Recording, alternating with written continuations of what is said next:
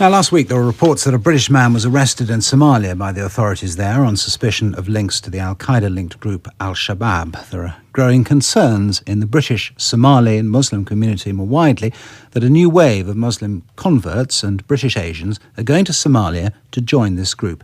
Zubeida Malik has this report. The entrance for the gym. Off a busy road in East London, Hanif Kadir greets a group of young men, then shows me around the Active Change Foundation, a community group he's been running for nearly a decade. Mr. Kadir is well known for his work, stopping young people being drawn into violent extremism.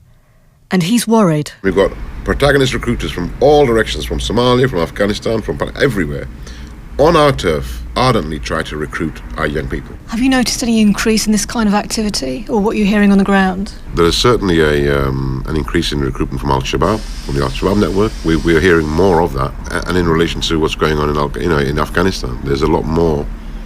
Let's say there are a lot more grievances to be aired, a lot more grievances to be manipulated. Let's just say. What are your biggest fears? With the Olympics coming so close, my biggest and most immediate fears are something's going to happen.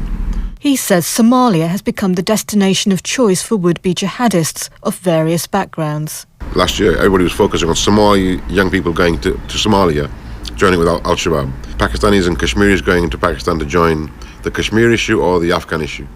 And then in the mix, you had, the convert. It's totally changed now. You've got young people that don't necessarily have any close links or close ties with Somalia, who will be ending up in Somalia. It's because they've got this common cause, this common understanding amongst that network.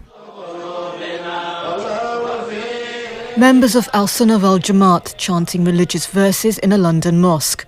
Sheikh Mohammed Hussein Abuka is a member. He visits mosques in Britain speaking out against Al-Shabaab and describes what happened when he challenged a group of young men.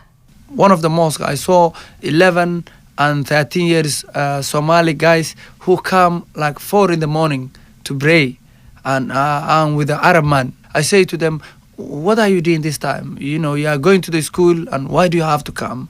They say, you have a dirty mind. Islam is more important than the schools. They have reported me, and my life was very danger. I have to move away from that mosque. There are no precise figures on the numbers who've gone to join Al-Shabaab in Somalia.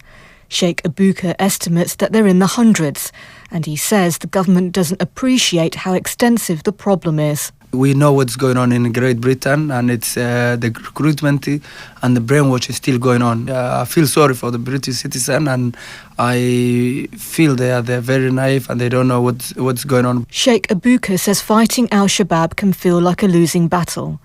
He has no funds or the IT experience to draw on that the group has. Just a few clicks on the computer and you can find Al-Shabaab on Twitter. They have their own website and radio station. And then there are the videos. I tell the whole Ummah, my brothers and sisters in Islam, everywhere they are. Well produced and featuring English-speaking fighters. Somali journalist Said Ahmed Abdul Wahid has interviewed Al-Shabaab over the years. He says they're now aiming at an audience in the West. They are not fighting only, they are also using the media as their main campaign to convince and to get more popularity within the Somali. And now what we see is they cross the border. So they are not targeting only Somali, they are also going after non-Somalis, someone who lives in US or Australia or UK. There is a palpable sense of frustration amongst the people we spoke to, that the government is failing to grasp the seriousness of the problem. Ilham Gasser is from the Council of Somali Organisations and works with young Somali people. She says there is much more that the government could be doing. It's not just a community problem, it's an international problem, and it's a problem that not only affects the Somali community but other communities as well. There's a lot of radicalisation amongst young English youth. Back at the Active Change Foundation, and Hanif Kadir says what's frustrating is that over the last few years, Britain has been ahead of other countries in tackling radicalisation.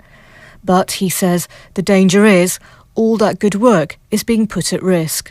I don't think the government is fully aware of actually how to tackle this problem because communication is not being shared with the different stakeholders, police, intelligence services, local communities and government. So in there lies a problem, but also a degree of complacency is set in. And it was Zubeida Malik reporting. The time just coming up to 10 to 7.